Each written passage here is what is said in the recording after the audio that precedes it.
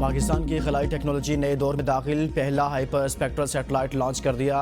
HS-1 चीन से खला में रवाना। स्पार्को सेंटर कराची में नारा तकबीर के सदाएं बुलंद, पाकिस्तान जिंदाबाद के नारे। 2025 में खला में भेजे जाने वाला ये पाकिस्तान का तीसरा सैटेलाइट है। सैटेलाइट आज ही अपने मखसूस मदार में दाखिल हो जाएगा। सैटेलाइट की अपने मदार में टेस्टिंग को 2 माह लग सकते हैं, जिसके बाद सैटेलाइट मुकम्मल फाल हो जाएगा। जदीद सैटेलाइट सैकड़ों नूरी बैंड्स में दुरुस्त तस्वीर हासिल करने की सलाहियत रखता है। हाइपर स्पेक्ट्रल सैटेलाइट से ज़रूरी मनसूबाबंदी और माहौलियाती निगरानी में इनकलाब की तवक्को। हाइपर स्पेक्ट्रल सैटेलाइट ज़मीन, सब्ज़े पानी, शहरी इलाकों का तफसीली तजिया करेगा। स्पार्को के मुताबिक हाइपर स्पेक्ट्रल सैटेलाइट से फसलों, मट्टी और पानी के म्यार की दुरुस्त निगरानी मुमकिन है। जंगलात की कटाई, आलूदगी और ग्लेशियर्स पिघलने की मॉनिटरिंग में मदद हासिल होगी। CPEC मनसूबे में जोग्राफियाई खतरात की निशानदेही में HS-1 मुआवन साबित होगा। पाकिस्तान खलाई टेक्नोलॉजी में खुद इन्हसारी की जानिब मजबूत कदम रख चुका।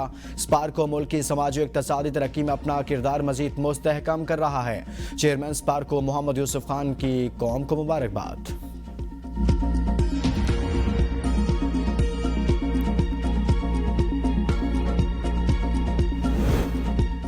पाकिस्तान और अफगानिस्तान फौरी जंगबंदी पर राजी। कतरी वजारत खारजा ने तस्दीक कर दी। दोनों मुल्कों के दरमियान जंगबंदी पर इतफाक कतर तुर्किया की सालसी में हुआ।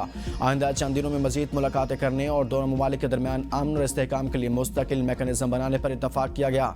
कतरी वजारत खारजा का कहना है जंगबंदी खित्ते में पायदार अमन के क़याम की मजबूत बुनियाद फराहम करेगी। उम्मीद है सरहदी कशीदगी का खात्मा होगा। मुज़ाकरात का पहला दौर 13 घंटों तक जारी रहा। वज़ीर दिफा ख्वाजा आसिफ का कहना है कि पाकिस्तान और अफगानिस्तान के दरमियान सीज़ फायर का मुआहदा तय पा गया। दोनों हमसाया ममालिक एक दूसरे की सरजमीन का एहतराम करेंगे। उनका कहना था कि इस्तांबुल में 25 अक्टूबर को वफूद की दोबारा मुलाकात होगी, जिसमें तफसीली बातचीत की जाएगी।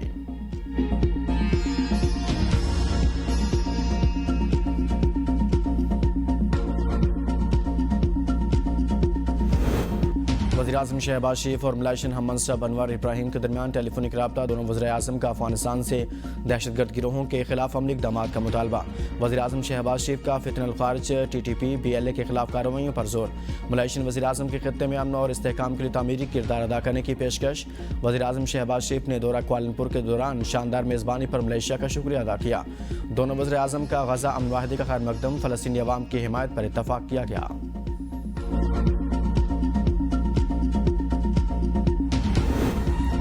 फील्ड मार्शल आसिम मुनीर ने कहा कि अफगान तालिबान पाकिस्तान में हमले करने वाली प्रॉक्सीज़ को लगाम डालें। ये प्रॉक्सीज़ पाकिस्तान के अंदर घिनौने हमले करने के लिए अफगान सरजमीन इस्तेमाल करती हैं। मुसल्लह अफवाज और बहादुर अवाम इस लानत को शिकस्त देंगे। हम इस्लाम की गलत तशरीह करने वाले मुट्ठी भर गुमराह दहशतगर्दों के सामने कभी नहीं झुकेंगे। पाकिस्तान में दहशतगर्दी के लिए अफगान सरजमीन के इस्तेमाल परेशान कुन है।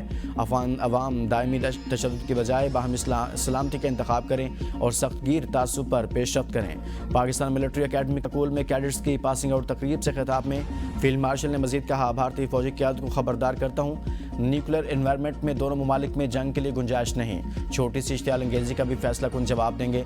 हम बयानबाजी से कभी खौफ ज़दा नहीं होंगे। आइंदा कशीदगी पूरे खित्ते और इससे बाहर के लिए तबाहकुन नताइज का बायस होगी।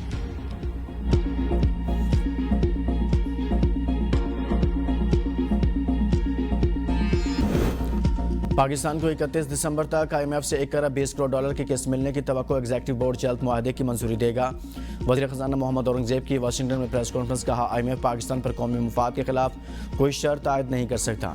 अब तक तमाम इस्लाहात पाकिस्तान की अपनी मुआशी तरजीहात के मुताबिक हैं। अमरीका के साथ तिजारती और टैरिफ मुआहिदा 1 से 2 हफ्तों में मुतवक्के है। हुकूमत न्यूयॉर्क के रोजवेल्ट होटल की निजकारी से मुतल्लिक फैसले के करीब है।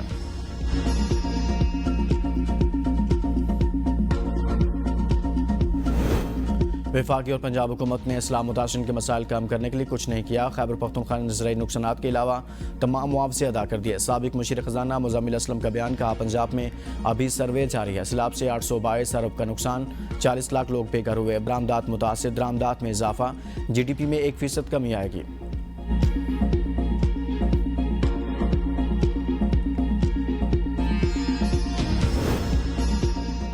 खैबर पख्तूनख्वा के 7 अजला में 12 मुख्तलिफ कैटेगरीज की खाली नशिस्तों पर तीसरे ज़िमनी बल्दियाती इंतखाबात। जनरल ख़वातीन, मजदूर, किसान और नौजवानों के लिए मखसूस खाली नशिस्तों पर पोलिंग जारी। इलेक्शन कमीशन के मुताबिक इंतखाबात कोहाट, DI खान, एबटाबाद, मानसेरा, मालाकंड, शांगला, अपर की खाली नशिस्तों पर हो रहे हैं। मजमूई तौर पर 88,359 अफराद अपना हक राय दही इस्तेमाल करेंगे। 66 पोलिंग स्टेशन और 201 पोलिंग बूथ कायम किए गए हैं। 23 पोलिंग स्टेशन हसास करार, सिक्योरिटी कैमरे नस्ब।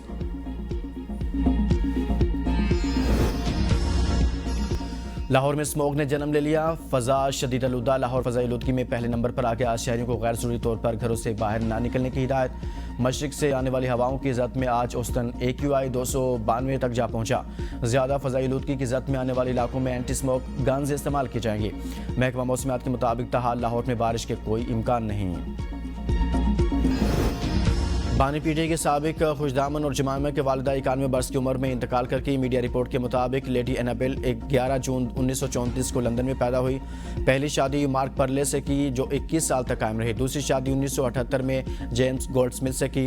इनके शोहर ने लंदन में नाइट क्लब कायम किया जहाँ शाही खानदान के अफराद भी आते थे। एनाबेल ने सिर्फ 15 बरस की उम्र में लेडी एनाबेल का खिताब हासिल किया।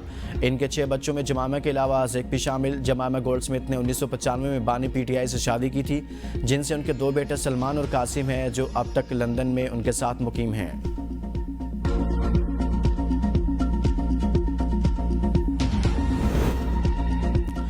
पाकिस्तान क्रिकेट टीम में कप्तानी के मजबूत उम्मीदवार ने अगले वर्ल्ड कप तक की जमानत मांग ली। इस राय के मुताबिक हेड कोच माइक हैसन ने वनडे टीम के कप्तान की तब्दीली का मामला उठाया है। कौमी टीम की क़यादत के मजबूत उम्मीदवार ने मामलात में फ्री हैंड की भी ख्वाहिश जाहिर की है। इस मामले में fast bowler Shaheen Afridi front runner हैं। मोहम्मद रिजवान को कौमी टीम की क़यादत से हटाने की सूरत शाहीन अफरीदी और सलमान लियागा उम्मीदवारों में शामिल हैं।